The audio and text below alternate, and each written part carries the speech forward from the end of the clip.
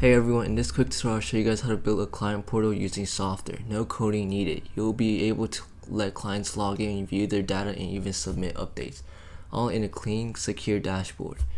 First, open Airtable or Google Sheets and create a table called Clients. Include fields like name, email, company, project status, and notes. Make sure each client has a unique email because Softr will use to control login access. Now just head over to Softr.io, then sign in and create a new app. Choose the client portal template to start from scratch. Connect your data source, either Airtable or Google Sheets, and point it to your client's table.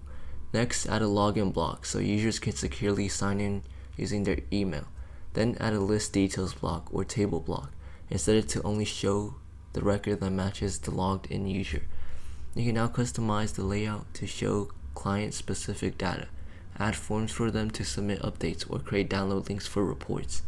Go into Pages setting and enable user groups and permissions so clients can only see their own records, not seeing someone else's. Want to make it branded? Upload your logo, tweak the color scheme, and connect your own custom domain.